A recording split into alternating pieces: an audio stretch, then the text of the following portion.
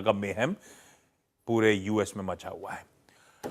हर्षदा, ये नंबर्स जब कल आए तो पहला देखा तो ठीक ही लगा भाई। 9 पॉइंट बार बनाया क्या प्रोड्यूसर साहब आपने? 9.1 वाला 8.5 हुआ था, 8.5 वाला 8.3 हो गया, तो फिर क्यों डर लग रहा है? वो 0.1 का ही खेल है, क्योंकि बाजार अनुमान यही लगा रहा था कि 0.1% कुछ कूल ऑफ होगा, वो 0.1% बढ़ गया है। लेकिन उसके इंटरनल्स काफी शॉकिंग है आशीष।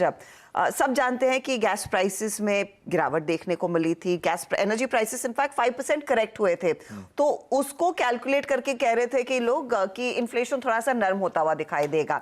अब 5% गिरावट के बावजूद जहां पर गैसोलीन प्राइसेस में 10.5% तक की गिरावट देखने को मिली, बाकी चीजें बढ़ गई। बाकी चीजें क्या बढ़ी? रेंटल्स बढ़े, फूड बढ़ा और साथ ही साथ हेल्थ केयर, और यहीं पर सबसे ज्यादा खर्च किसी भी इकोनॉमी में इस समय होता हुआ दिखाई दे रहा है।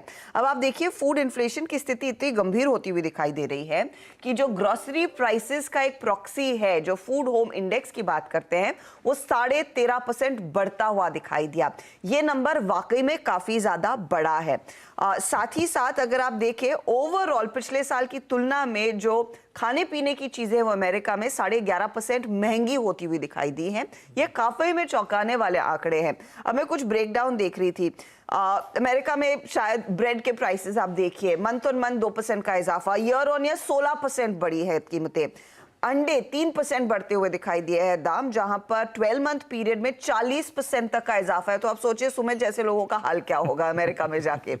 कैंड फ्रूट्स में 16% तक का इजाफा। तो ये जो फूड प्राइसेस हैं वही सबसे ज्यादा पेनफुल पॉइंट उभर कर आई हैं, और इसीलिए हमने देखा इतना ज्यादा उछाल देखने को मिला है रिटेल के महंगाई के आंकड़ों में। और ऑफ कोर्स यहाँ पर हेल्थ केयर पर कॉस्ट बढ़ रहा है, तो रेंटल कॉस्ट बढ़ रहा है, तो उसका इम्पैक्ट देखने को मिला है।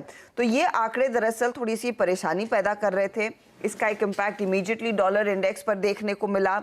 डॉलर बाकी करेंसीज के सामने काफी मजबूत होती हुई दिखाई दी। यील्ड हमने देखा है अच्छा खासा उछाल दिखाती हुई नजर आई, और इसका समीकरण था कि ग्लोबल मार्केट्स में भारी भरकम गिरावट।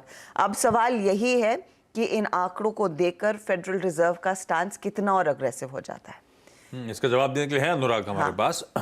तो ये है दिक्कत की बात, वो कहने के